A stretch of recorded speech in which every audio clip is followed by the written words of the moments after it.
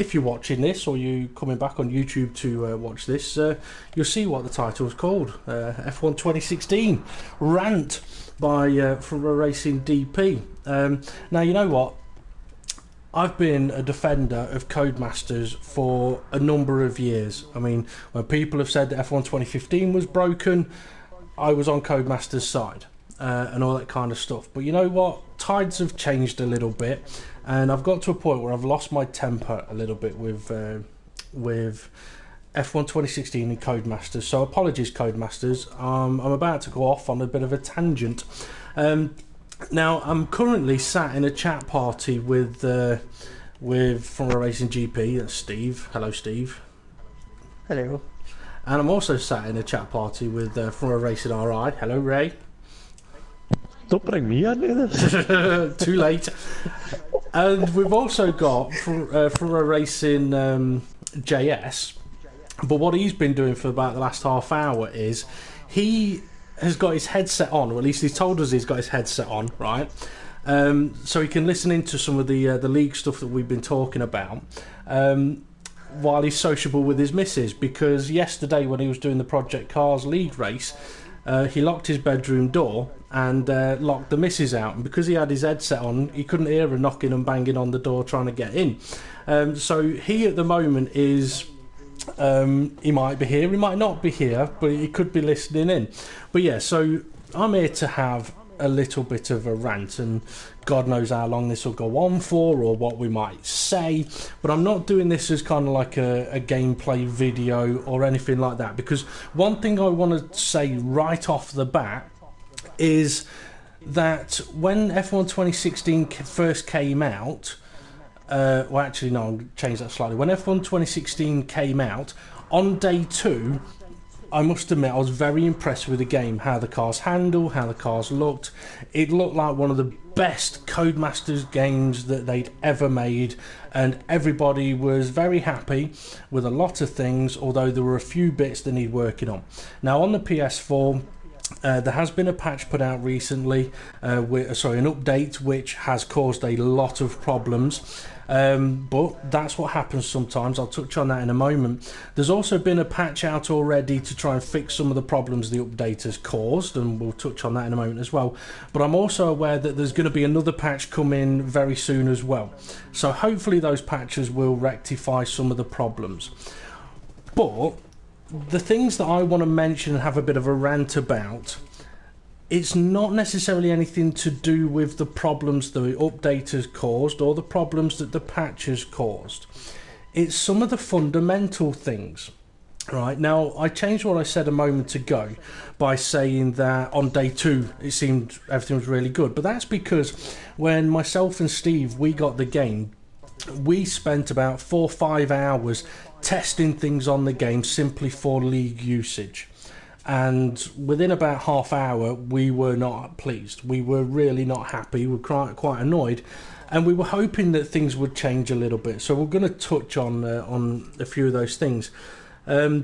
So yeah, this isn't a gameplay video. It is literally just me sort of letting off some steam, and Steve and Ray have been collared onto it as well. And at some point, we'll probably hear James humping his missus for all we know. I mean, we thought we heard that earlier on, but he said he was bouncing on his bed, but none of us believe him, do we, guys? No, definitely not. Not at all. Not at all. No. Definitely not. Okay, that so wasn't a bouncing on the bed. It wasn't, was it? There was too much rhythm to it for it to just be someone bouncing on the bed, especially when 5 minutes before his missus has been giggling. But fair play to him. I mean, she has been living in Australia for about 6 months, and she's recently come home, so I'm not surprised he's spending some time with her. Now, okay. Can I just say on that, Dave, though, that the only time he went to visit her, when it was the F1 GP, he only went because it was the GP that weekend. That's a good point, actually. I hadn't thought of that. So his missus is living in Australia for 6 months with work, and he goes to visit for a month just around about the time of the Australian Grand Prix. That's either sneaky or very, very clever. Anyway, so F1 2016. I'm going to start off with championship season. Now, if any front row racing drivers are watching this, I am going to talk about some stuff that has caused delays to the start of our season, right? But I am going to just quickly touch on the championship season. Complete waste of time, to be honest. For anyone that takes F1 League seriously, there's no point even trying it or going with it.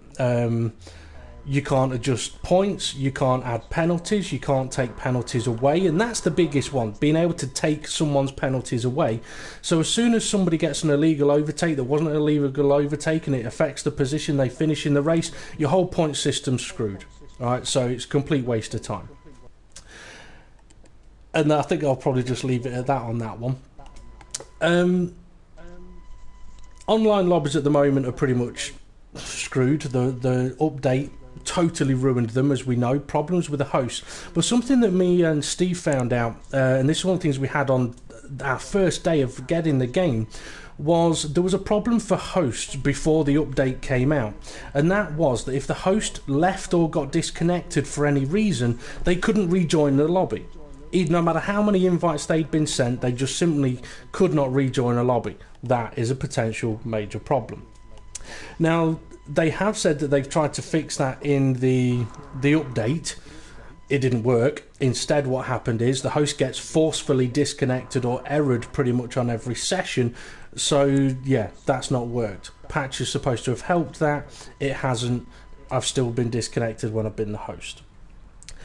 Now, one of the things that I've got to say, it's got to be the main thing, right? I mean, the game in many aspects was very good until the update and the patch, but this is something, right, that I've been saying to these guys, I want to rant about this, so I'm going to do it now.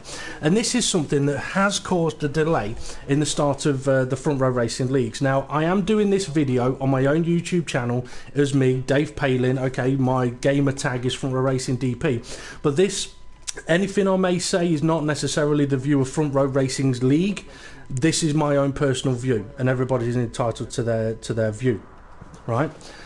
And it's this, right? In multiplayer mode, they've brought in a new feature for F1 2016 where if someone gets disconnected, right, from qualifying, their car returns to the garage and the driver can rejoin and go back out on the circuit.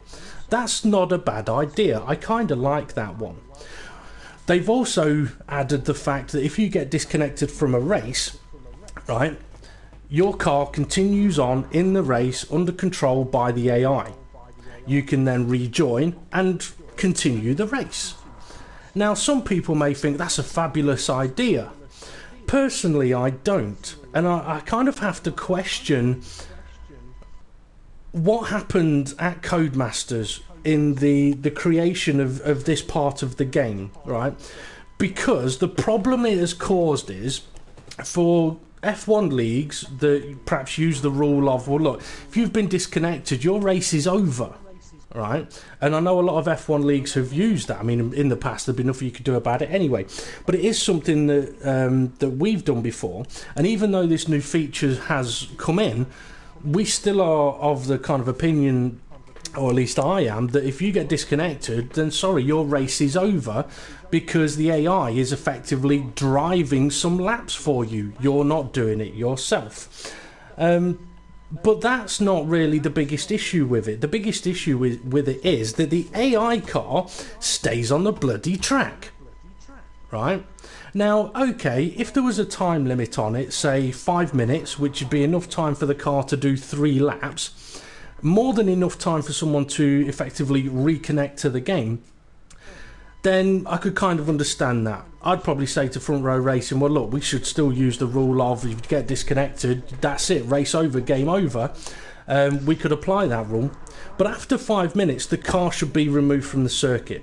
Because what the current situation is, you're going to end up with AI cars taking part in a league race where humans are racing, right? And that's not what people want. So that brings the situation of, we got in touch with Codemasters and obviously sort of said, look, we've done a test and the test was cut short, but this AI car lapped at 10 seconds off the pace, was unghosted, and basically did 17 laps of the race, right?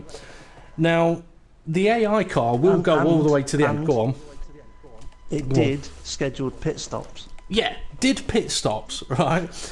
Now, when we tested this, we had one car on a pause menu, so that was driving around the track, while we also had the previously disconnected car being viewed as well.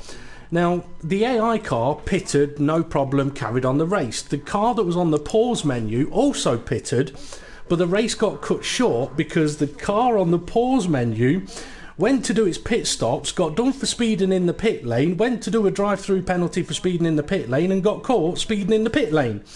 So an AI car is driven better than a car under pause menu, but that's a slightly different argument. But anyway, yeah, the AI car stays on the track. So this is what is going through my mind, right? Did somebody or did anybody at Codemasters sit there and say, guys, I've got this great idea, let's allow people to reconnect if they get disconnected? Obviously they must have done, because it's in the game. So did anybody else sit there and say, well, hang on, should we really have it last, stay out on track, unghosted, getting in the way? And if that person did say this, then somebody else must have sat there and gone, no, I think that's a bad idea, we should let them carry on. Now, really? Really? I mean, we're humans, we race in leagues against humans, we don't want to race against AIs, because what happens? They get in the way, they cause collisions. Now, if they were ghosted, they'd still get in the way a bit, but they wouldn't cause any crashes, but they're not ghosted, are they? Now, when I come in on that point go as on, well, go on. it's probably what you're going to say next, and that is, it doesn't matter what speed they lap at, because it's alright saying make them go slow so they're easy to overtake, they're more of a hazard. But if you make them go faster and be more competitive, not everyone can overtake them. Some of the guys that are not as quick in the league may still not be able to beat that guy that is not actually in his car. Exactly. The AI car could become competitive. And in another test that we did, right, and this is something I did mention to Codemasters as well, right, you got someone that disconnects, their car stays on the track, their car becomes potentially competitive, right? So what happens when a safety car comes out? Or if a safety car comes out. Now, we just happened to be testing something and we ended up with this exact scenario, right? We had a couple of humans on track, a few AI cars on track, and one person that was forcefully disconnected to see what their car would do, right? Now, unfortunately, a safety car came out on a few laps into the race. The person that had been disconnected, their AI car did not pit under safety car. Everybody else bar one did, which meant that the disconnected driver's car ended up in second place in the race behind the safety car. Which then means if you're in a league race, you're going to have, effectively, it would have been human, AI car, followed by a load of humans. That AI car is going to get in the way, it's going to become a problem. Now, if it was ghosted, it wouldn't be too much of a problem, but it's not ghosted, is it? Now, when I got in touch with Codemasters about this, and I tell you what, I'm tempted to actually just read the whole of the message that I put. I sent a message on the Codemasters forums regarding a few things, right? Because another thing that we've been testing as well is being able to broadcast races. Right? Obviously, for many people that race F1 games, they love watching real F1 as well. And one of the most exciting parts of an F1 race is the start. Now, there'll be leagues out there that when they put videos out on YouTube about their league races, they'll do it as video highlights, so to speak. But one of the things From Racing has always tried to do is to have the races broadcast live. Now, what this means on the PlayStation 4 is that a couple of the lobby slots need to be taken up by a broadcaster and a commentator, or as From Racing are doing for their season coming up, a broadcaster, commentator and an additional commentator. We want to be able to watch the start of the race. Now, in previous seasons, not been able to do that. All right, we've had to wait for the drivers to drive off, then retire, and then join the action, usually around about turn one, where some stuff has been missed. So I was hoping that for F1 2016, they would have brought in some kind of new feature, right, which would help leagues that want to broadcast stuff live. I mean, I'm sure on occasion Codemasters have said that they want to work with leagues and give leagues better things to work with on the game. Don't quote me on that's exactly what they've said, but leagues are a huge part of the F1 gaming community. And a big part of that has surely got to be the starts of the race. So for leagues that broadcast live, you find yourself in a situation. You can't watch the start of the race still. Right? Now you could say, well, that's no different to previous seasons, except for this one major problem. As soon as the lights go out, you hit pause, go to retire. The amount of tests that we've done, we've had it bring out a safety car, we've had it bring out virtual safety cars, we've had it bring out yellow flags on every single occasion, and at the start of the race when you've got people overtaking each other, they're all getting boshed with time penalties, stop and go penalties, right? Which is stupid. Which means then when the race starts, the guys that are doing a broadcasting commentary have got to wait until the whole field is pretty much through the first sector before they can retire, so they don't bring out a yellow flag causing illegal overtakes, right? So anyway, before the game comes out and we're hearing, well, there's formation laps, we're sat there thinking, oh, well, you know what, maybe Codemasters have thought to themselves, here's a good idea, on the formation lap we will allow people to retire. This way, for anyone that is doing leagues that want to broadcast the start of their races, they can retire on the formation lap and have no adverse effect on the race. So this is something that we were looking forward to, wasn't it, Steve? On the day of release, we were like, right, let's go and check it out. Was. Yeah. It was the first thing we wanted to check. Yeah. Now, when we had a look... but, and James's butt's probably bouncing up in the air at the moment. But here's the situation. Here's what actually happens. On the formation lap, you've got about a 2-second window of being able to retire. Now, since the release of the game before the update on the PS4, we had it where we were able to retire, but it's very unpredictable. Sometimes it would let you, sometimes it wouldn't let you. And we spend a good week and a bit trying to work out, okay, why did it let me that time? Why didn't it let me this time? And we've not found a pattern yet. But that 2-second window is not really long enough to be able to retire and cover what you really want to see.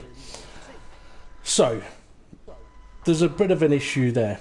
Now, I'm going to read the message that I sent to, or I posted on the Codemasters forum, because this is something that, for myself, has a big effect on leagues and how leagues can show themselves off. So here's the message. Actually, I won't read all of it, but put a link in the description down below. Not a bad idea. That I might just do that. I'll put it on the YouTube chat now. Although if people aren't logged into or haven't signed into Codemasters forums, they probably won't be able to read it. But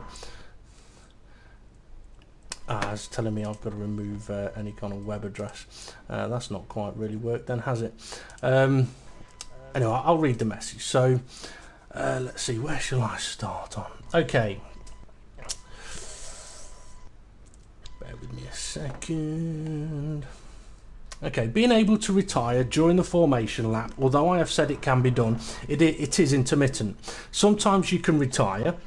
Sometimes you tell it to retire, but you have to start the race and then retire again, and you miss the start of the race and bring out a yellow flag. We've narrowed this situation, this down to situation like a driver leaves the session or a driver joins the session during qualifying or at the start of the race. But when this happens, we've never been able to retire on the formation lap. On the other hand, we still have times where this has not been the case and we still cannot retire. So we're still testing this to see if there's a pattern to get it to work, but at this time some guidance would be useful. Now I've then gone on to add some points, so I've put on these points, I have a few questions I would like to ask or points I would like to make. The first one is, will it be possible to introduce a retire at any time during the formation lap for the benefit of live broadcasts? This would avoid a yellow flag being given or a virtual safety car or a safety car and would remove the broadcast team's cars from the track. Right. Now, Codemasters' response, I mean, fair play to Codemasters, they did respond. Okay, I'm going to read points 2, 3 and 4. They responded to 1, 2, 3 and 4 in the same go. So point 2 was, would it not be better to allow the lobby host to assign spectate to somebody in the lobby? If there was a maximum amount allowed to spectate, 1 is not enough. I would advise at least 3 possible spectate slots. Point 3 was, would it be even better to allow the drivers to select spectate if they wanted to? And number 4, I've put championship mode, although a good idea is not practical, but I've already commented on that anyway. So the response I got to being able to retire during the formation lap, or some advice on how we get to see the start of the race. The response I got was, you can achieve this by joining the lobby as soon as everyone starts loading into the race and then selecting spectate. Which, okay, yeah, you can. But I want to watch qualifying as well. So, at the moment, the way Codemasters are telling me to be able to broadcast the race, including the start of the race, is to completely miss off qualifying. Right? So that then led us on to looking at a couple of other things. Now, Ray, he's only been bashed with this evening, but Steve knows about this one. We've actually looked at, okay, is this a possibility, right? And we worked out, you know what, it actually could be done that way, but what it would mean is, let's say, for example, I was doing the broadcast of a race. I can't be the host of the lobby, because if I'm the host of the lobby, what I'm about to do would mean I can't get back into the session. Right, so basically you'd broadcast qualifying, right, if you do your qualifying and your race at the same time, same day, same session. You broadcast your qualifying, and then at the end of the qualifying session, you have to go, I'll be back in a minute, lads, and you jump out the lobby. Right? Then, effectively, what you have to do is wait until the drivers are on the formation lap and rejoin the lobby. Right? You then get the option to continue in your car or not. If you continue in your car, you're still in the situation of you can't retire in time to watch the start of the race. So you go, okay, I don't want to continue driving because I want to broadcast the start of the race. But that then leaves you with the problem of your car's then stuck on the fucking track because it gets taken over by the AI and they're now in the race. So that takes me back onto the points I was making earlier on. Why the bloody hell is that car still on the fucking track? Because that car should not be on the track. And if you're a driver in that race and that AI car of the broadcaster has an incident with you, who's at fault? Exactly. I mean, how annoyed would you be if you're a driver in a league and you get taken out by the broadcaster's car? Oh, you'd be fuming. I mean, we had a situation... Trust you, Ray. It'd be fine. And we actually had the situation, though, didn't we, a season or two ago, where at the start of the race, a driver's car was wiped out by an admin's car. With Mr. Hulkenberg. As they were retiring. Yeah, it was Hulkenberg. That was Canada or something? No, that was Bahrain. Yeah, and the uproar from that situation, I think it actually wasn't Ray's car wiping out Hulkenberg. Yeah, it was actually. Yeah, so Ray was crashing James' car, but that was a situation that was not a good one. And anybody in that situation, if you get taken out by an AI car that shouldn't be on the track, you're not going to be happy.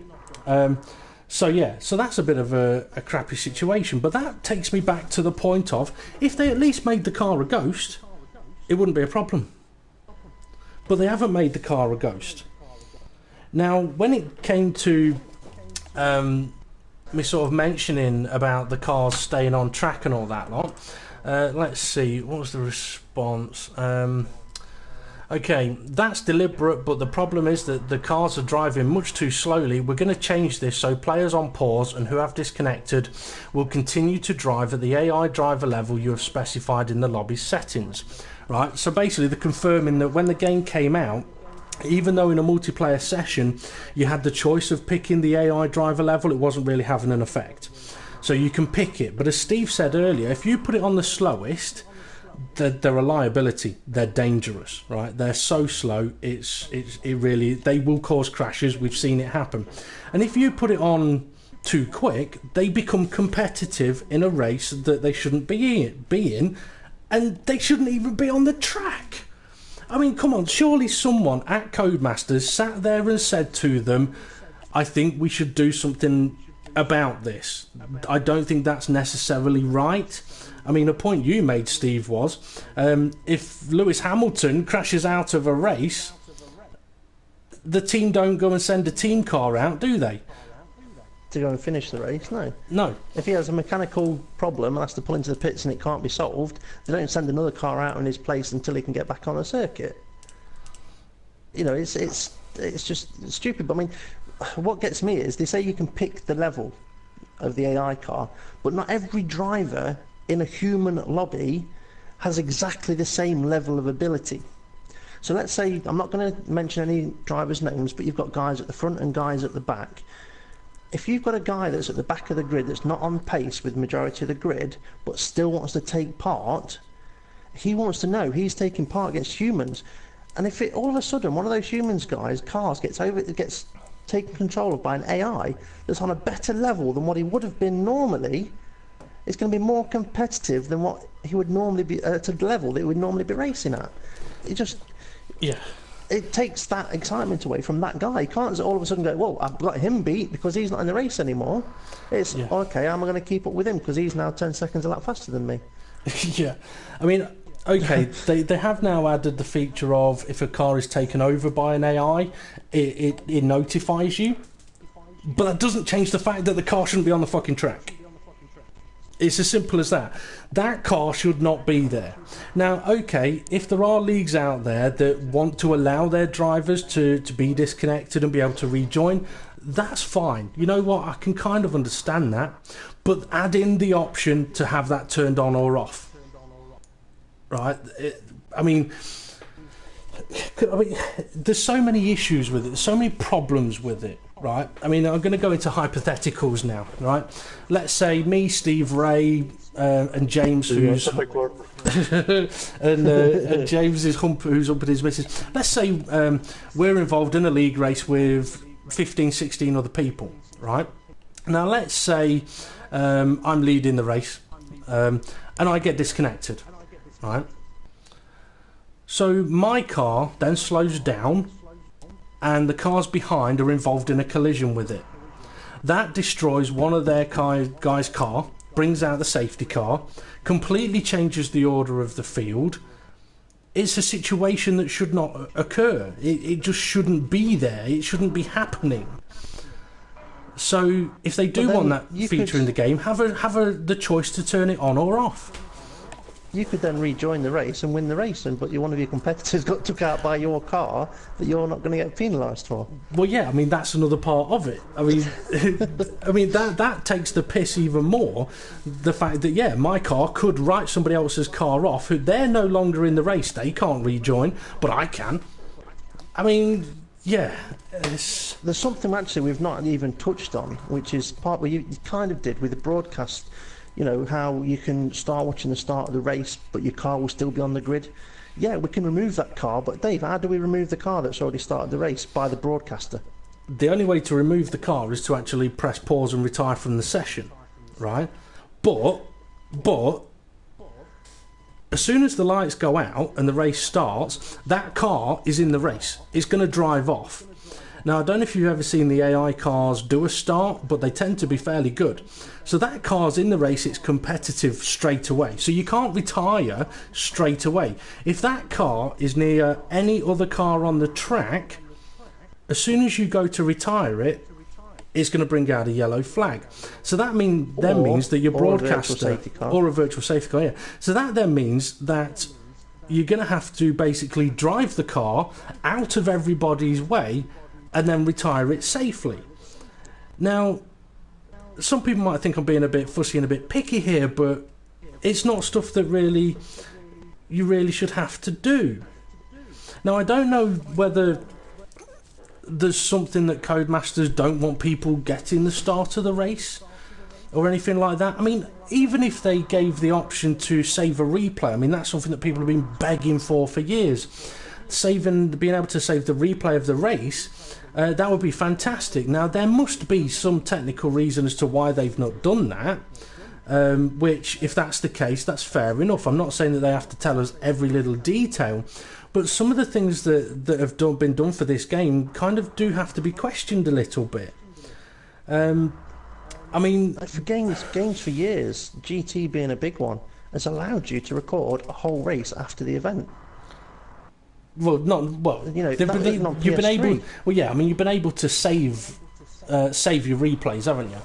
Yeah. I mean, it's something that on Codemasters F1 games has never really been a possibility. But I mean, there are so many good features with the game.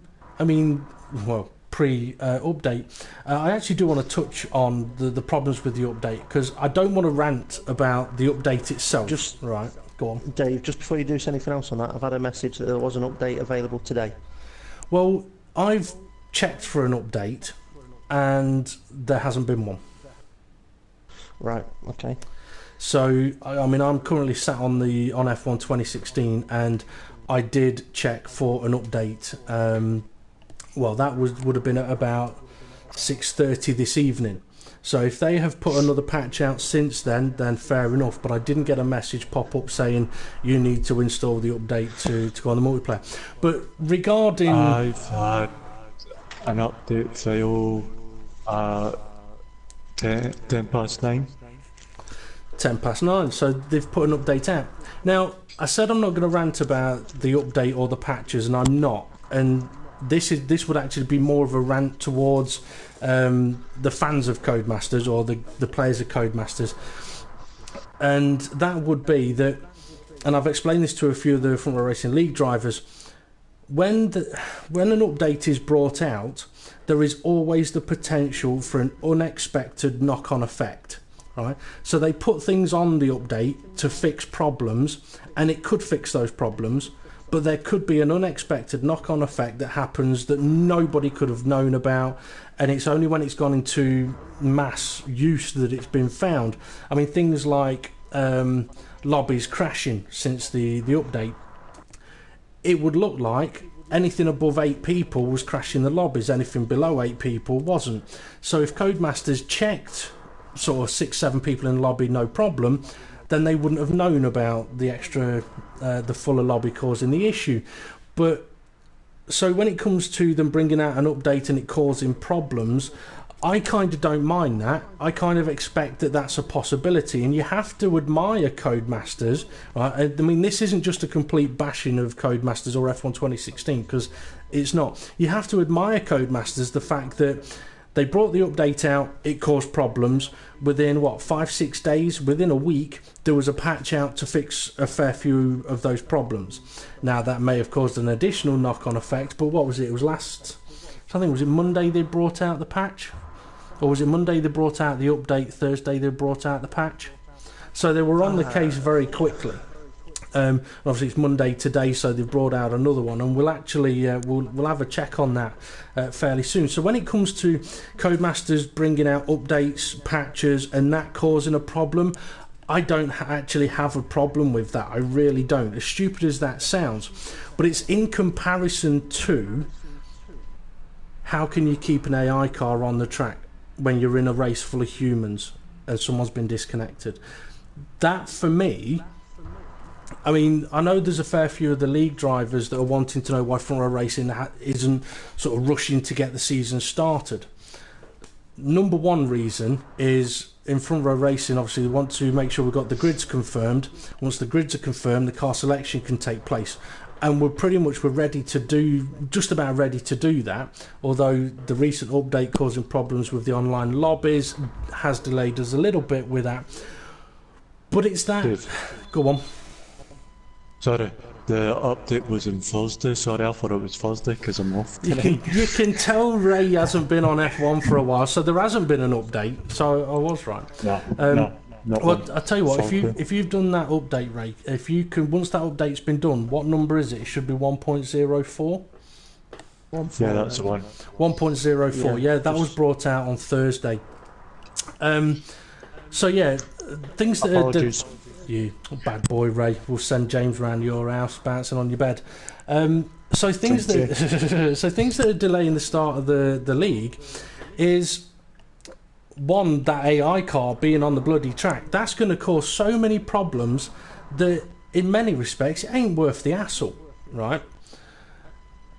And another one is the problem with the broadcast view, right? Now, I like the fact they've got rid of lots of the different camera angles.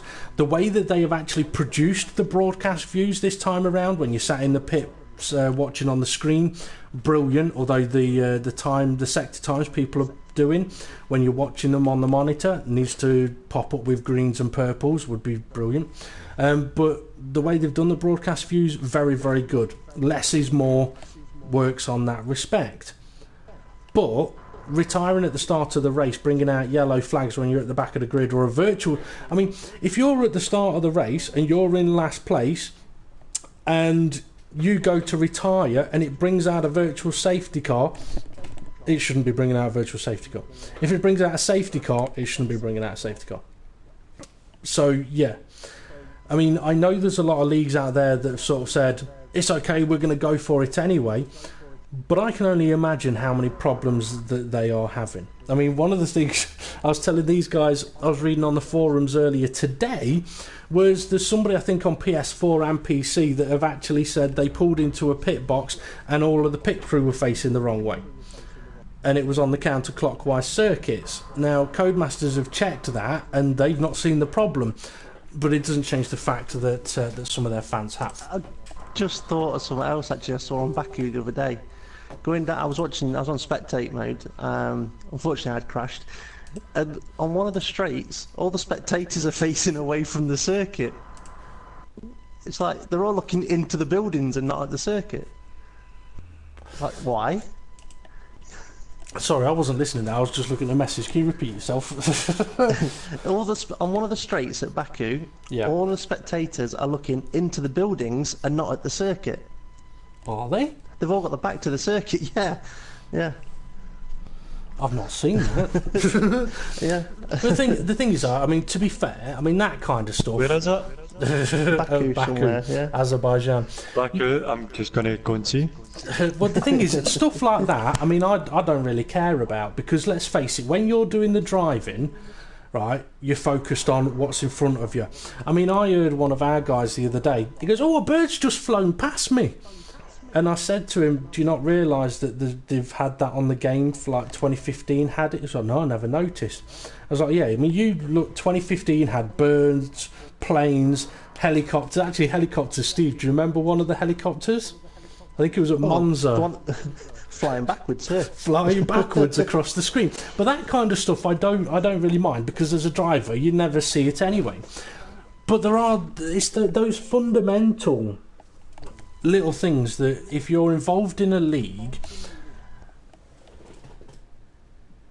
there are things that really could be done so much better. And in many ways I would beg the question of, did anybody sit there and say, hold on a moment guys, I think we need to allow, or we need to have it so these AI cars only stay on track for a certain amount of time, or we give them the option to turn it off. We give people the possibility of just being permanently in spectate mode through qualifying and the race, or giving lobby hosts the opportunity to change a grid order. I mean, championship mode, I said I wasn't going to talk too much about that. Championship season mode, there's some good features to it. For example, if you do need to restart a race, you can do a proper restart of the race, but that only works if you ended the race within the first few corners. If you've got 10-15 laps into the race, that feature's out the window, so that's not really going to work. But if the lobby host was able to go, right, okay, well, this was the grid order at that point, we'll do a proper restart from there, fantastic.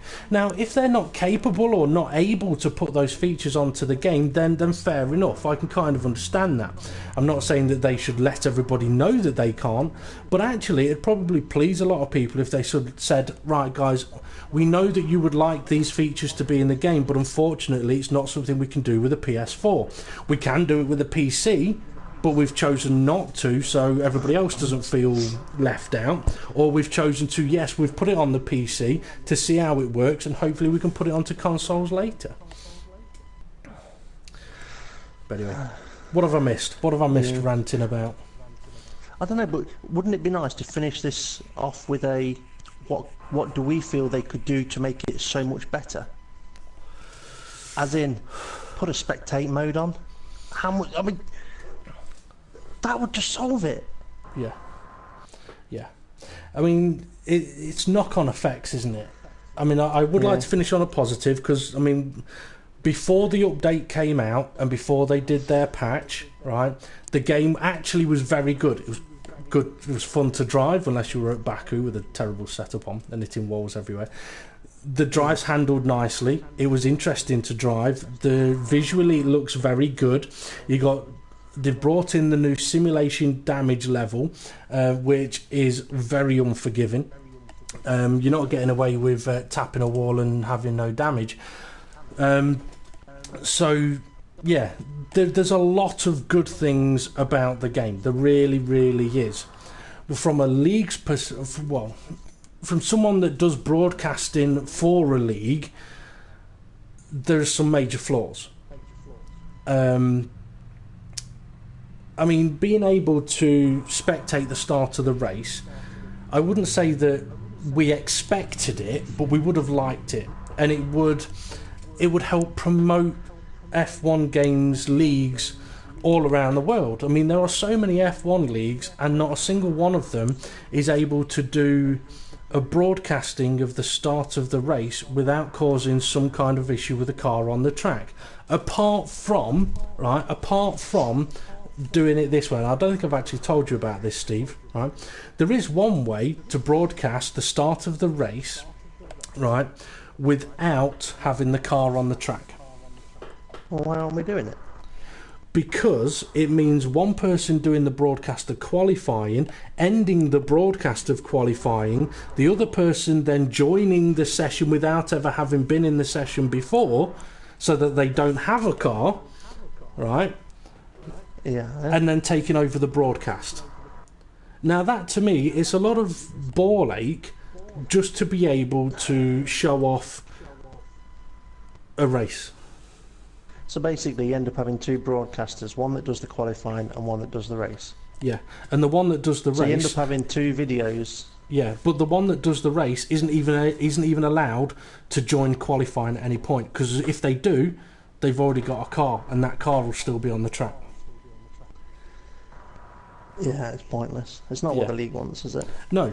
As a commentator, you need to know what's happened in qualifying, so that, I mean, okay, you could sit there and watch your own live stream from the other broadcaster, if you know what I'm saying, but you're a commentator, and I mean, just so people can understand, right, the main commentator, when we're in a lobby before we go to qualifying, apart from the first race, what we end up doing is giving out the previous race results, relevant information if someone got disqualified by the league for doing anything deliberate, like deliberately crashing or whatever, constructors' standings, and any general information preparing for the qualifying session.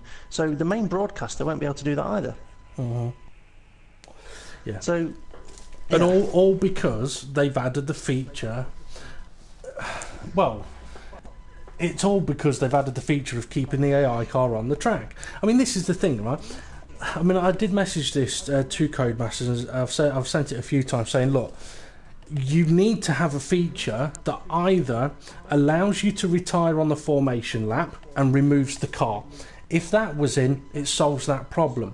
Now, I did have one of our drivers say to me, yeah, but it could cause a problem with that car not being on the grid and other cars around it not getting into the right grid slot. That shouldn't be a problem, to be honest. That'd be less of a problem. It would be less of a problem. Now, if they had it where, okay, you retire from the race, the car forms up on the grid, but as soon as the lights go green, the car disappears, solves the problem, right? So if you were able to retire on the formation lap, solves the issue, right? If you were able to... Well, if the AI car taking over wasn't there, that solves the issue, because as much of a ball ache as it would be, going through a qualifying session, getting to the end of it, and then leaving the lobby, because this is the point of it, the broadcaster, to catch the start of the race, has got to leave the lobby. Yeah. Right? Now, if they can't get back in, you're not seeing any of the race. Do you know how Codemasters this time round got in touch with loads of different people? And loads of people could apply to help develop the game, blah, blah, blah, and all Yeah, that. doing the and they beta ended up picking testing, loads yeah. of YouTubers, loads of... You're on about when they the invited people original. to Codemasters, yeah. And it ended up being the main YouTubers with them, loads of people that have got loads of subscribers and everything that normally bitch off about the game. Well, to be fair, have Codemasters ever spoke to anybody that runs leagues? I mean, if Codemasters have never spoke to somebody about how a league is run and what a league needs, how do Codemasters know what a league requires? And surely that's something that... I mean, I don't know whether it was about 8 people that they got to help develop the game, but if one of them had been involved in running the league in the way that Front Row Racing does, which is... I mean, I'm not saying Front Row Racing is the best and the most ultimate league out there and the main one to be involved in, but...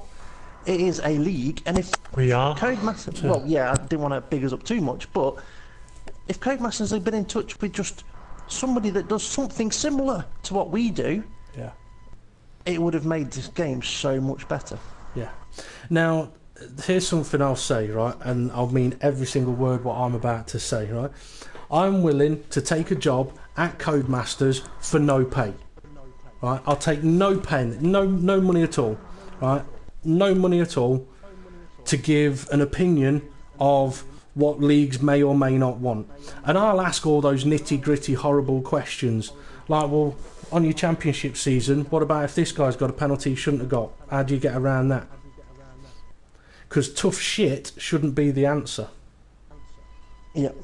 Now I can appreciate, and that this is the thing that right, I can appreciate that the penalties games give right may not always be correct, and I've always said, for at least for the last couple of Codemasters games, that I'm not surprised that the game doesn't give that many penalties for collisions. That doesn't mean that somebody isn't at fault. It's just there are so many factors to take into account when a collision happens, that asking the game to give the right penalty to the right person is not always easy to do. I'm sure we've all seen it or done it on one game or another, where you hit someone or they hit you and you go flying through a corner and you get a corner cut penalty. Right? Now that's a situation that many of us will have seen, done, whatever, and in that respect, I would prefer a game to not give a penalty, and then a league runner can say, well, you should have a penalty for knocking him off the track, or the possibility of, if that penalty is going to be applied, to be able to say, right, well, that's not really fair, we'll take his penalty off. So F1 2015 with one of our drivers, was it F1 2015 or the one before, got shunted at Monza, got disqualified from the race. He got hit across a corner. Yeah. And he got disqualified from the race. It's like, what? How is that fair on him? Yeah. Okay, the game has to make a decision in an instant. But what basically you're saying is, it can't always be correct. No. And as a league, we need to be able to have some sort of factor being able to correct things when they're not quite right. Yeah. I mean, I could understand them saying, right, okay, as a game, we're not going to force it to give penalties. I could understand that, and for them to say, you guys in your leagues, you are open to. Now, obviously, there is a risk to having the game not give out penalties, because people will take full advantage of it. I mean, you look at the corner cutting side of things. If you've got it set to strict, people can't get away with too much. And if you're I wouldn't necessarily a strict league, but if you're a league that sticks to you got to be on the racetrack, right? Then people will evolve and they'll learn and they'll stick to the racetrack. And that's one thing that I said a lot about Front Row Racing last season. Some people didn't like that the Front Row Racing League clamped down on people extending the track, cutting corners, but at the same time, when you watch the videos, when you watch the races on YouTube, it didn't half look good, because the cars are on the track, they're overtaking on the track. You couldn't just say, well, he's fast because he's cutting corners. He was fast because he was good. Exactly. Yeah. He's keeping it on the track and he's still quick. Now, I've kind of gone off what I was going to say. So yeah, if you hang on, don't let me lose my thought. So yeah, if you set your corner cutting stringency down to minimum, people will take the piss and take full advantage of it and go. I mean, I've actually had it where people have said, well, the game don't penalise for it, so it's all right. Well, no, it's not. So that means if you ram someone off and the game doesn't give a penalty to you, is that all right? No, of course it's not. That's where when leagues get involved, it's down to the league to decide whether something should be a penalty or not. So no, carry on. What was you about to say? I was going to say, the only reason why you won your titles was because you're allowed to cut corners without getting penalties. I can't believe you've actually said that. I can't. See, the first year they brought in the strict rule and you don't win a title. Piss off! No, that's... Is that right? I can't believe you. I can't believe you've actually put it out in that way. That sounds so bad. I'll have you know, no, I was not like that.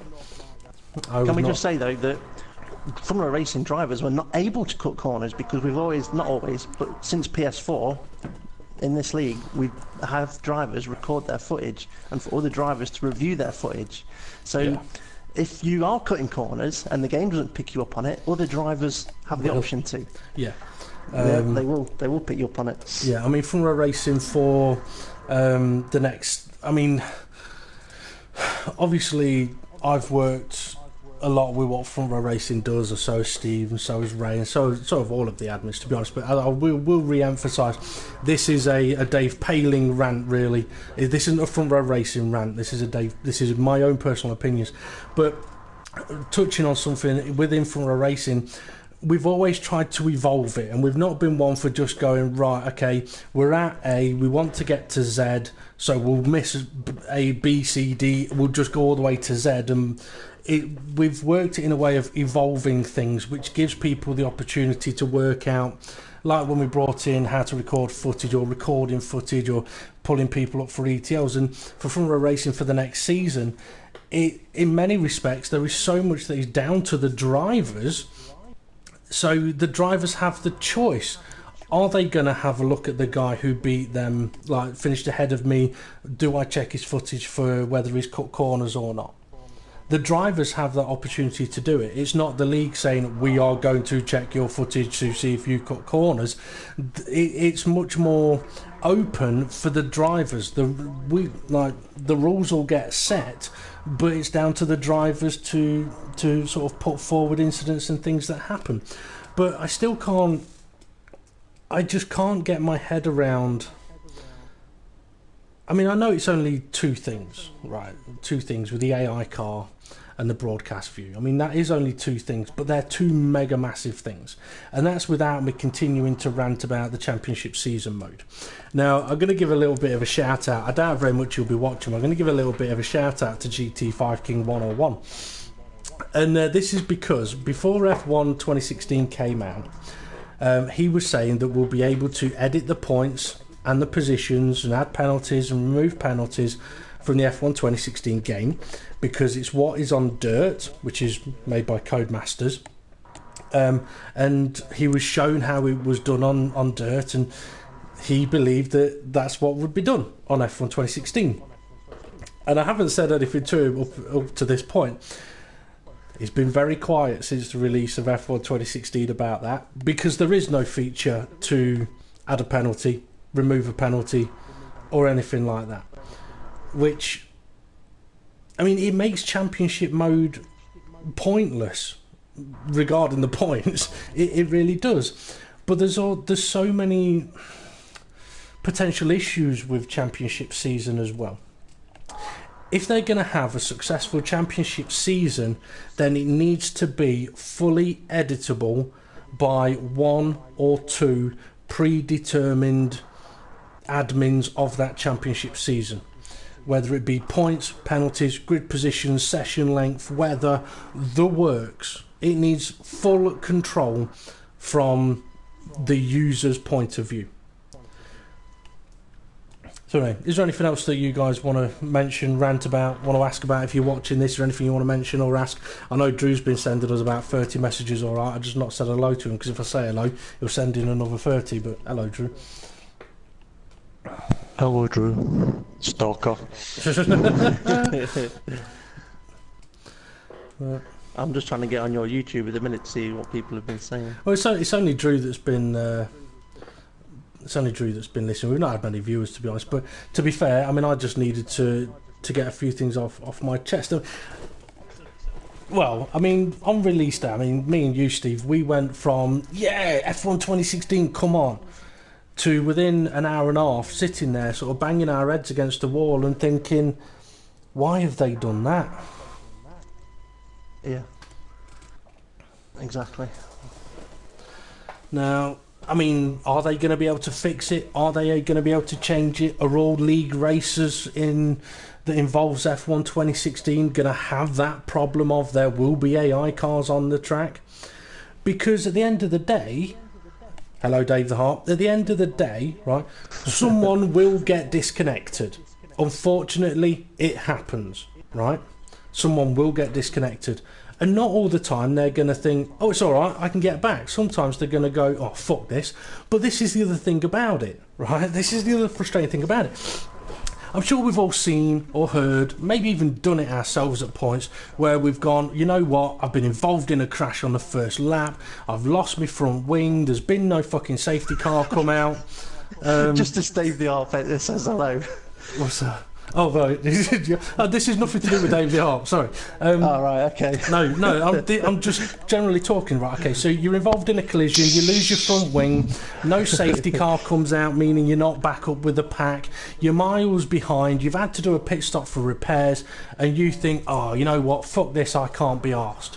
Now, the right thing to do would be to press pause, retire from the race, your car disappears, affects nobody, as long as no one's near you, because as soon as you do that, it's going to bring out a yellow flag. But there will be people that go, oh, fuck this, and just close the application. Now, if they close the application, that is pretty much exactly the same as a disconnection. So their car's going to stay on the fucking track. So not only is the person effectively rage quit, now that Dave, not only is the person rage quit, but they're also then going to have fucked up other people's races because their car is still on the track. And the car should not be there. It's as simple as that. The car shouldn't be there. I mean, this might sound harsh, but if you get disconnected, your car should be off. It should be gone. Yep. Anyway. Yeah. I think James might be on to round 2. Is it a semi-automatic, Dave?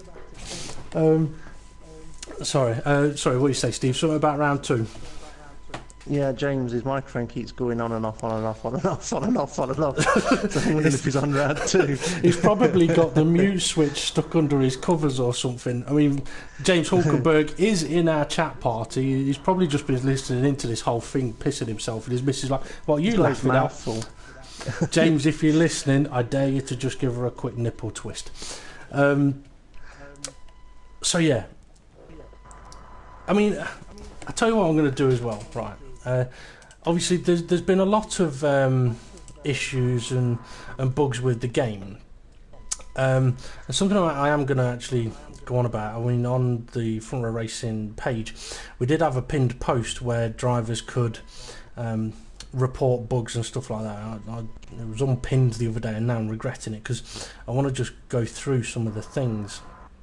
I mean, one thing I will say as well, I mean, I've seen quite a few bug reports to Codemasters or even to the Front Row Racing page where you do have to question your own internet. I mean, if you've got an upload speed of like 90 kilobytes, then you can't expect to have good online gameplay. So there are quite a few things that people will have to take into account on their own side of things that could cause some problems. I mean, I've seen quite a few bug reports involving one particular driver. I won't mention any names. I fed my hamster on like Rian. Well, you're a chef, so you should be able to feed your hamster some really good food. Although I did see pictures on your Facebook page the other day about you just sitting on your arse all the time, Ray, and not really doing anything. I do that, I know. Dave, Thank the you, bug Diane. post. Yeah. The easy way to find your bug post will be through the link that you sent to Codemasters, because you've linked it on there. Yeah. Save you looking through all the way down the page. You're right. Thank you very much. That saved me a hell of a lot of time. Okay, so let's have a quick look at... okay, here's one. One of our guys, Jason GP, he said... This view jumped up in the middle of the online race and could not get out of there until the race was over. Basically, he's driving around and a pause bar sort of appeared in the middle of the screen and he couldn't get rid of it. Now, on that one, I did ask him if he was using a wheel and whether his pause button was actually on the wheel, which he said it was. So I told him to remove it and put it, not physically remove it, but change the assignment to a button that's not actually on the steering wheel. It's part of the base, and it looks like that solved that problem. So if you are using a wheel and it's popping up menus all over the place, reassign your pause button to a button that's not on your steering wheel. You'd be surprised how many people get caught with that one. There's one here about when people disconnect. I mean, this is something one of the guys said, this isn't a bug, it's been confirmed as an intentional system. When someone disconnects from an online race, their car still goes around as an AI. If they're able to rejoin, they can continue. There's an update coming where if the car is an AI, it will be ghosted to avoid collisions. Now, if they actually did that bit, that'd be great, but they updated the AI system but didn't involve any ghosting, which is an absolute joke. Okay, there was one here about glitch getting disqualified for nothing. Basically, it was another guy who's got poor internet connection and their cars merged on the grid and he got disqualified.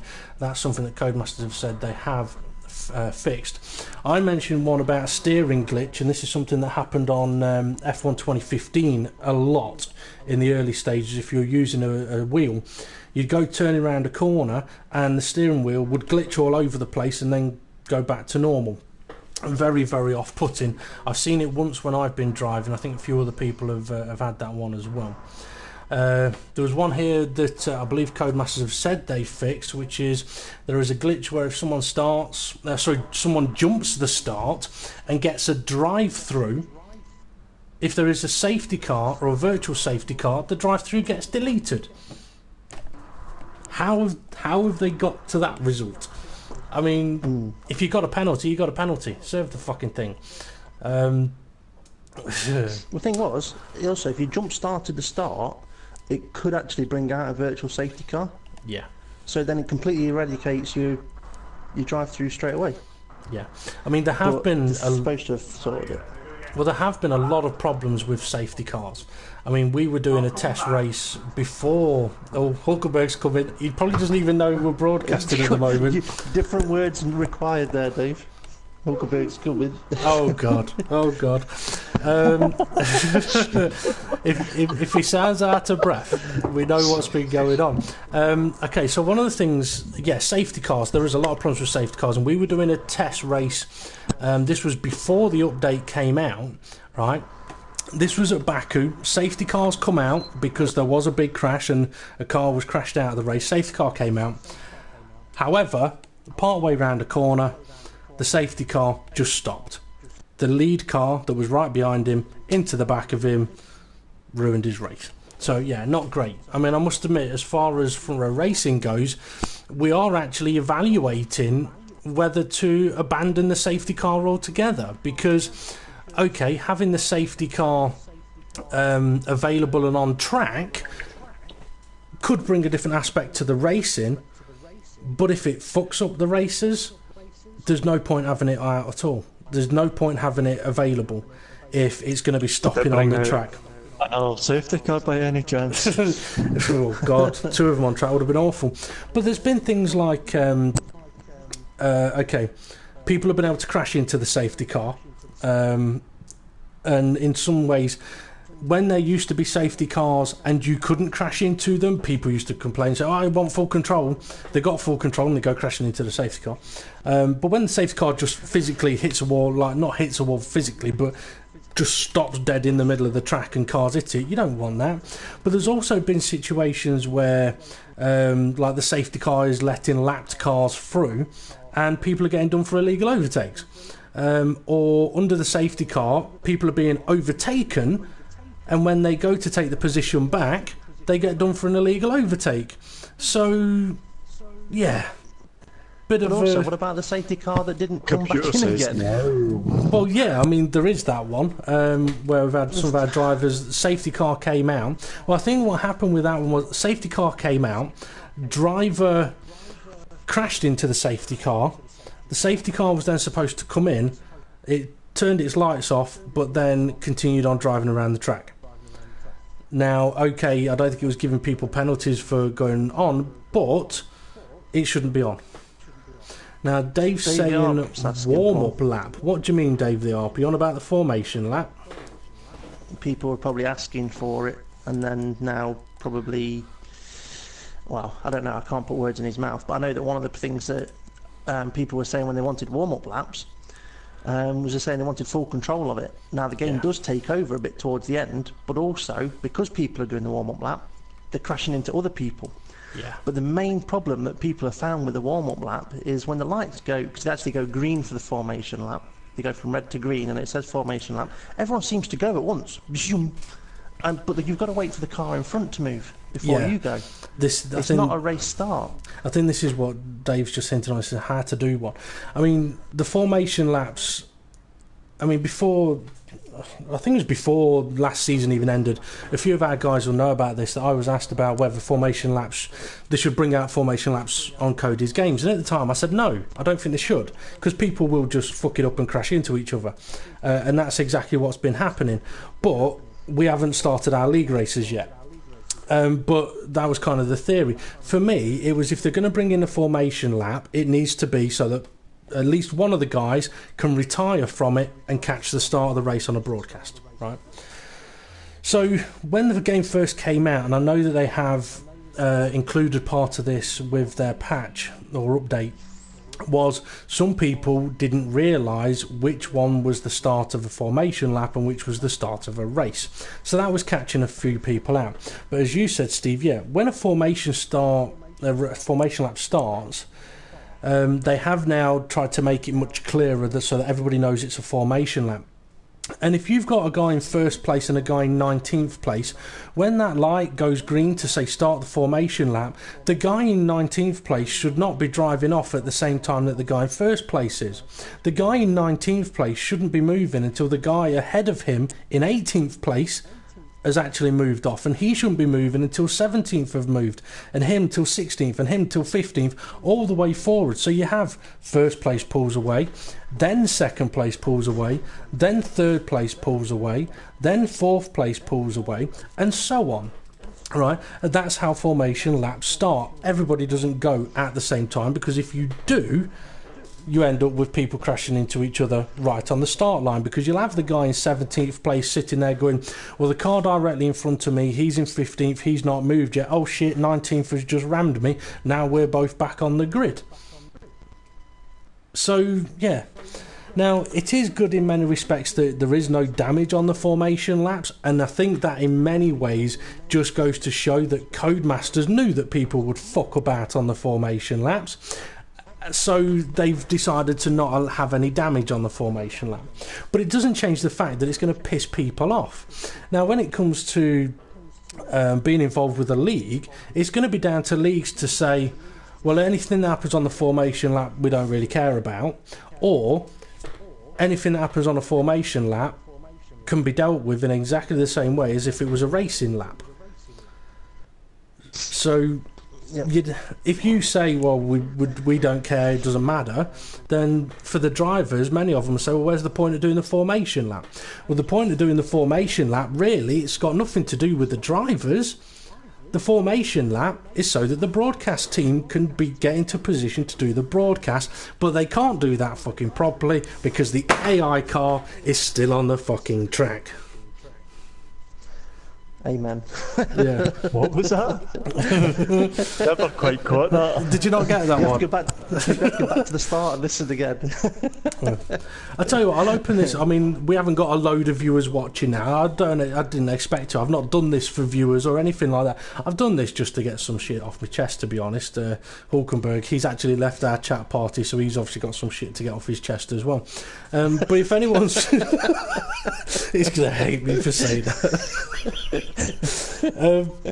If anyone who's watching and has a question they want to ask, feel free to ask it at this point, because you're probably going to get me ranting about fucking absolutely anything. I mean, Steve, Ray, I mean, you guys have been playing the game probably a little bit more than I have. So is there anything else that you think that they should have done a bit differently, should have done better? I bet a lobby set up where you can just put uh, broadcasters into a certain section. Yeah. I mean, Yeah, I agree with that 100%. Yeah, I mean, I did say that to them, to Codemasters. Look, in the lobby, right, if you've got a 22 position lobby, right, you can have a maximum 22. If you just gave the possibility of at least 2 of them just being spectate mode, then that's great. Now, they couldn't necessarily say, oh, well, we can't do that. I'm sorry, but you fucking can. And how do I know that? Because they've told me that if I want to broadcast the start of the fucking race, I need to load into the lobby while they're doing the formation lap, where it gives me the option to spectate. Yep.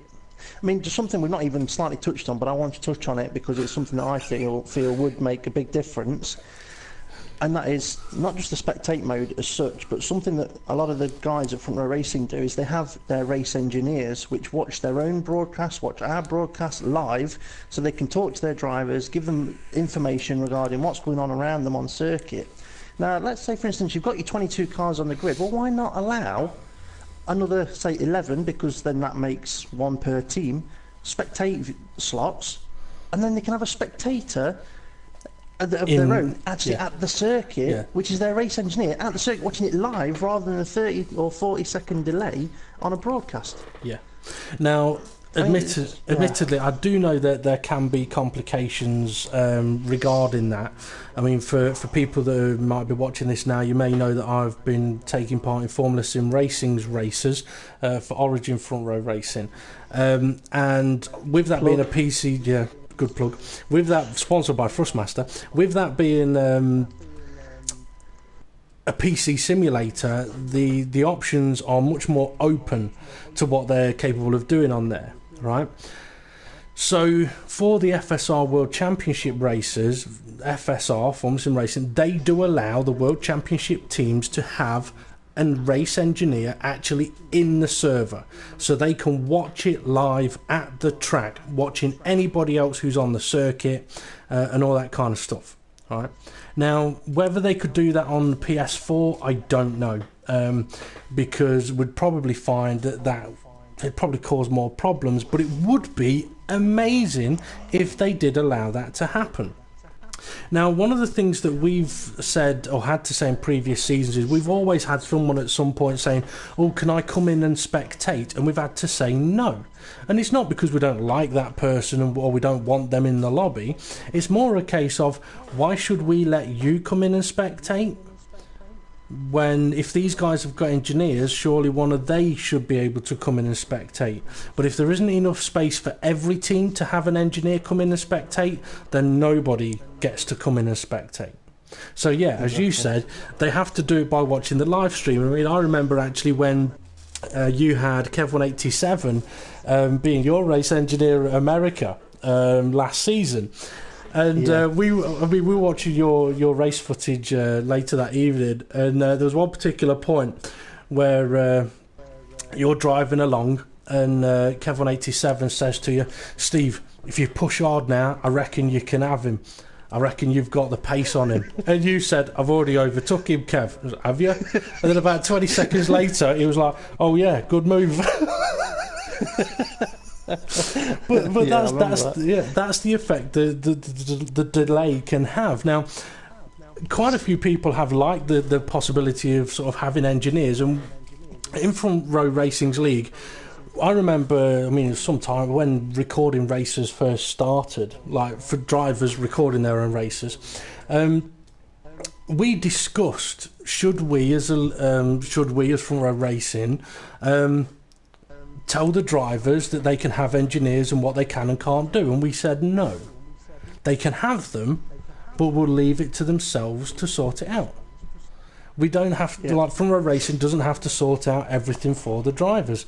If they want engineers, they can have engineers, because they can have them watching their own broadcast. I mean, I've known that there's been a couple of them that have gone, right, okay, I'm going to do this kind of properly, and got 6 or 7 different YouTube channels open, watching different people in the race. And that's kind of like how competitive the league racing can get. So when you think about the drivers and the engineers are taking it that kind of seriously, you can appreciate even more why people get pissed off at the stupid things like, yes, you know it, the AI cars being stuck on the fucking grid, or not being able to retire and watch the start of the race from the broadcast view.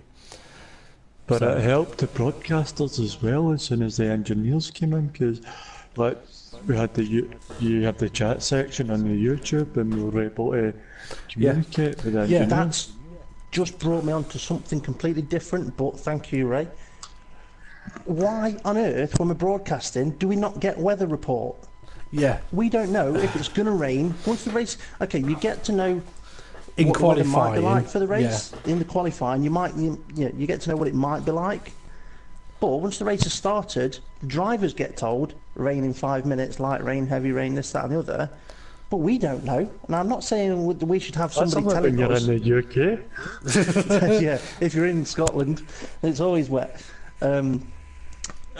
Something in my mind then that said, no, don't say that. Something else I was going to say. But anyway, yeah. We have to then say to race engineers, could somebody give us a weather update? Yeah. Now, admittedly, they were very good at that, but we also found that one team would be told one thing by their in-game engineer, and another team would be told something different, and we'd end up with the engineers arguing with each other, going, no, it's not going to rain. Yeah, it's going to be heavy rain. No, it's light rain. But... I mean, the engineers was a part of last season that did get interesting, because not just with the weather stuff, but it was also things like, someone's got no front wing. I wonder what happened there. Their engineer could tell us, and stuff like that. What are you laughing at? Lost his wing. Oh, yeah. sorry, Jeff. Now, obviously, I said if someone wants to ask a question, they can. So you've been talking here, Steve. Drew says, who wants some apple pie? I love apple pie. You know what? I've had no fucking dinner today, and I'm really hungry, so I ain't going to be on for much We don't longer. want to know what you do with your apple pie. Well, this is why I reckon Drew said it, you know, who wants some apple pie. I'm sure we all know what video film that's from. You dirty sod. So Watermelon's better. But yeah, I mean, okay, so we've had a little bit of a rant about F1 2016, but I mean, really, if you watch this, you listen to this, you'll realise that the majority part of the rant has only been about two things. All right. Majority of what's in the game is very good stuff. Oh, helmets. We haven't even touched on helmets. Before you go to helmets, can I just say something which is just what we're talking about? When we're broadcasting, if on the off chance somebody from Codemasters is listening in for some tips on how to help broadcasting, we need to see a full track map. Yeah. Where the cars are, where the yellow flags are, where there's a safety car. I mean, yes, okay, we now get saying safety cars on the circuit, but we don't know if there's a virtual safety car unless we happen to see a flash of a board saying VSC. Yeah.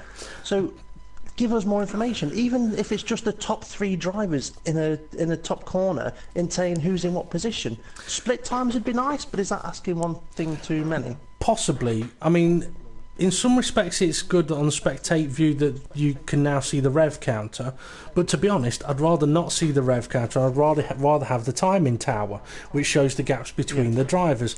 Admittedly, though, I have said this to a few of the F4R drivers, that's a system that's not that easy to work. And I have also heard rumours of the official timekeeping getting involved in F1 2617. Well, if that's the case, they're going to want to make sure that whatever system they put in place works absolutely fucking perfectly, because let's face it, if you're playing an F1 game and Rolex, I think it is, can't get the timing right on F1 2017, you're probably not going to want to buy one of their watches, are you? Not that we can afford them. No, true, not that we can afford them. But at the same time, for the timekeepers that are coming in, they're going to want to make sure that F1 2017 is capable of working it out properly as well. So it's going to be interesting to see how that happens. And I would hope that if the official timekeeping does get involved for 2017, we will get some kind of timing tower. But I would rather not have the rev counter and, as you said, have a full track map which flashes up the yellow sectors, where the safety car is, and all that kind of stuff. Because if you're actually on track and you've got the full track map, and this is something I would say to all drivers, don't have the rotating track map that only shows you a little bit of the circuit in front of you and behind you. Have the full one, have it static. That way you get to see everything that's going off on the track. Makes life so much easier. And actually reminds me that it has been mentioned to me as well that if you are about to be lapped, the cars catching up to you, the lead cars catching up to you, their dots will be grey, I believe, on the track map, and that's to indicate that you are not on the same lap as them. If you're on the same lap, they'll be the same colour. So yeah, full track map would be good on spectate mode. Admittedly, they don't have full track maps on real F1, but that's because the guys are sat there with TV screens with full track maps on it, full information, the works, which makes life a lot easier to them. From what I remember, they have the same sort of information as what the pit wall has, where they've got like a disc with the position of the cars on the disc. So basically, the lap is in shape of a circle, and it says who's where on there. Yeah. But also, they do have their own timing screen as well. Yeah. But, yeah. I'm not a big fan of the circle one, because obviously during the circle, it's a little bit like if you've got a straight line one. I've used straight line ones before, which is fine, but it doesn't show you. There'll be parts along that line or on that circle where the cars will suddenly go slow and then speed up. Now, if you've not already marked out on that circle or that line where the corners are, then it can get a little bit confusing, because you look at it and go, oh, they're catching me quick, and then you look again and go, oh no, they're nowhere near me. So it can get a bit confusing. Okay, quickly touch on helmets. It's nice that they've brought helmets back in, but at the same time, the system's terrible. I can't say I'm a big fan of the helmet designer on it. Now, I know you, Steve, you've done a lot of editing helmets on there. So what's your view on the helmet editing? Well, I've done as much as physically can be possible, and I can't say it's not actually a lot. But my view on it is, okay, you've got a selection of helmets, which then you can change different parts of the colours, which, okay, sounds all right. But then there was the additional helmets which came with the code in the box, which are just basically helmets with certain colours that you can't change anything with anyway. But I'll tell you what my issue is. There's no styles that I like. I want to make my own style. I can't do that. Patterns.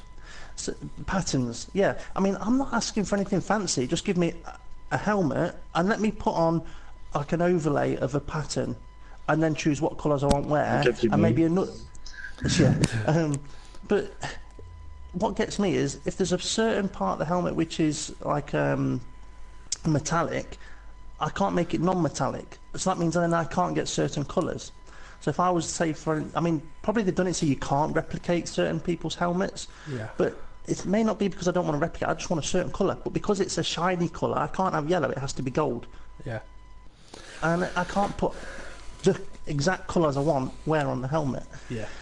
So, I mean, let's say, for instance, I just want a helmet that's got stars all over it. I can't have that. I can have a helmet with a star on it because there's one that's like that.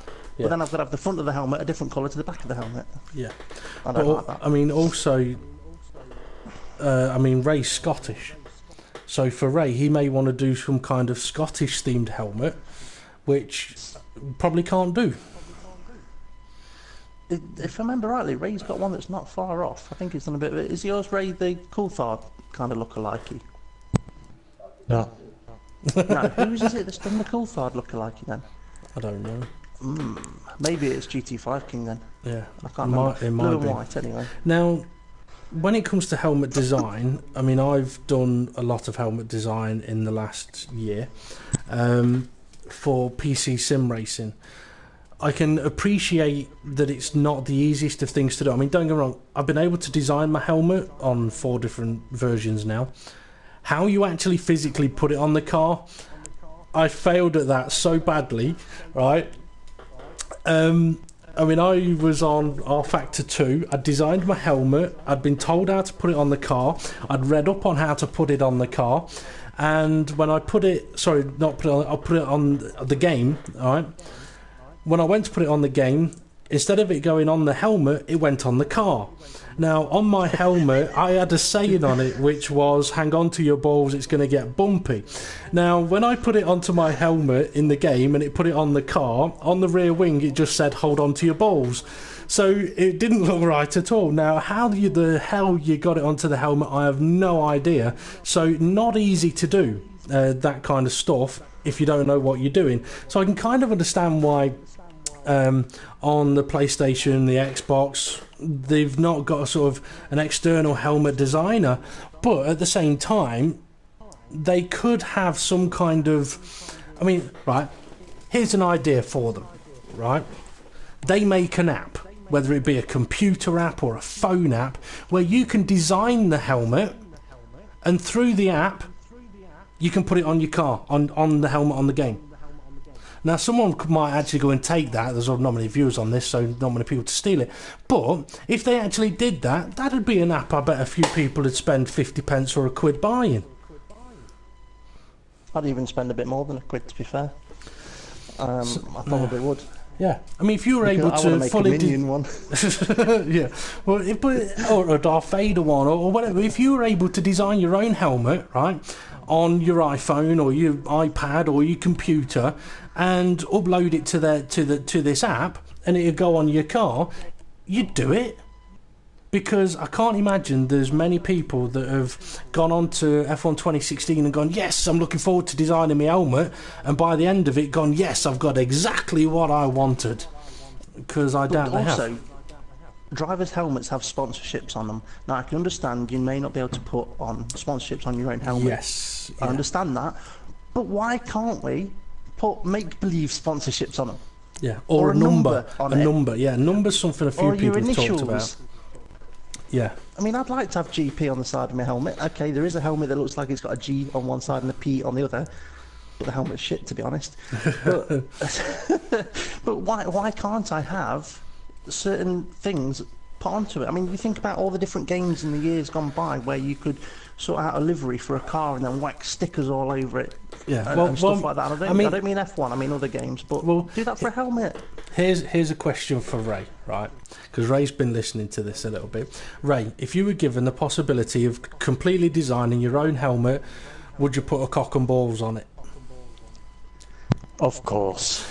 And that's probably why Codemasters don't allow us to fully design our own helmets, because there would be people that would put a cock and balls or all kinds of stuff on it, and that is one of the difficulties of it. Now, thinking back to, I watched a film, one of the films I really liked, I like Superman films, and there was a part where he's in a church, he's talking to the priest saying, should I give myself in? And they're talking about trust, and the priest says to him, sometimes you have to take the first step. Now, if Codemasters gave people the opportunity to design their own helmets, yeah, of course, there's going to be someone that's going to put something stupid on their helmet. But would you get taken seriously? No. So, would it be that bad of a thing? Not really. I mean, I'd like to actually be able to import like a 3D picture of my head onto my helmet so it looked like my head was driving the car. Well, yeah, that would not be a pretty sight. I probably wouldn't be able to get the shape correct in the nose. No. You know what that reminded me of? There was a piss take film that had a piss take Darth Vader in it years ago. Was it Oddballs? You'd look like Spaceballs with giant Darth Vader head. You look a bit like that. Yeah. So anyway, yeah. Okay. So we've kind of gone off ranting a bit at F1 2016 now, but yeah. I mean, the helmet designer could be so much better. It really could. But at the same time, I mean, there's things that are on the game that, annoyingly, give it another version of the game, 2017, 2018, should hopefully really get better. The problem for Codemasters is, in many respects, if every time they do an update it's causing problems, it's going to disrupt their fan base. If every time they do an update it causes major problems, it's going to destroy leagues. I mean, there's going to be people out there that race in Front Row Racing or in other leagues that perhaps haven't started their seasons yet and are going, why haven't we started yet? Oh, this is really annoying. But in many respects, I'd rather them be annoyed with me for not having started yet than be annoyed with me for having to say to them, sorry guys, we're not racing this week because the update they've just done have made online lobbies completely unusable. So, or if we'd have been halfway through a race and the host gets disconnected, which means the broadcast gets switched off, and which means that other people might not get to complete the race, or whatever other issues might happen. Hang on, I've got to stop you there. Sort it out first. I've got to stop you there, though. To be fair, we have always tried to make it where the host of the lobby is not the broadcaster. That is true. That is something that Front Row Racing has always tried to do, to try and minimise the problems of if something happens to the host. Like, it's not all on the host, like hosting the lobby, doing the broadcast. We have tried to minimise that. But yeah, I mean, you look at how bad online lobbies have been since the update last Monday. Yeah, it wouldn't have been good. Now, okay, yeah, leagues out there may be doing their races and what have you already, but you probably find they perhaps don't take it as seriously as Front Row Racing do. Now, some people might not like that, but at the same time, there's people in the league that actually really like that, even if they do complain about receiving penalties or what have you. But this is the thing, when it comes to penalties, I mean, I think sometimes that some people, when they've been interested in joining Front Row Racing, have been put off by the possibility of getting penalties. But let's not forget, there's a big portion of it which is you can also get them removed. Yeah. It'd be very easy it'd be very easy to sit there and go, we're going to let the game deal with everything. So if you get a penalty for something that ain't your fault, tough shit. Yeah, I was going to say as well that sometimes when people join the league, they're a bit miffed that they're going to receive penalties, and it may be because they don't understand exactly the way Front Row Racing do things, but as time progresses, they will find themselves being the ones that are picking up new drivers for things that they're not quite doing quite right. Yeah. And that's how drivers evolve and get better. Yeah. Anyway, what else can we pick on? Ray?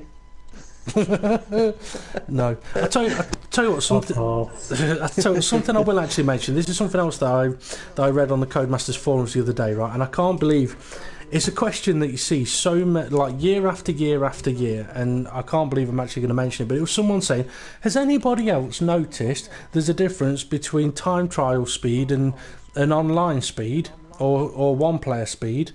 And I read this and I'm banging my head against the wall, not literally, figuratively speaking, right? And for any of the Front Row Racing guys that are watching this, you know what the answer is. But for anyone that's watching this that doesn't know what the answer is, it's as simple as this, right? In time trial mode, you've got permanently engine on rich, you've got no tyre wear, no tyre temperature, and you've basically got a single player version of the car with all of its upgrades on, right? So you've got the best possible car that you can have. With the best possible weather for best that possible circuit. weather, best track temperature, the works. It's all there for you to potentially put in the fastest lap time. Now, I can appreciate that you get that difference from single player, multiplayer to time trial, right? The one bit I can't quite fathom though is when people say in time trial the strictness of corner cutting is stricter than in online. Really, there shouldn't be a difference there. But I think what the reason for the difference is, in time trial, if you are cutting a corner, your lap's done, or it should be done, right? If you're in an online race, what it tends to do is, in qualifying not so much, but in the race, it'll give you a warning, right? So you get a warning, you get a warning, you get a warning, you get a penalty. Now, admittedly, I think you get 3 warnings and then a 3-second penalty. On the fourth one, yeah. Yeah, from the fourth one. Personally, it shouldn't be a 3-second penalty. It should be a much bigger penalty as far as I'm concerned. But anyway, here's another one for you. End of race. Podium celebrations are gone. Yes. Now, admittedly, I can't say we've looked at championship season as to whether they are in the championship season mode, but championship season mode is so bloody useless that there's no point using it just to get a podium scene at the end.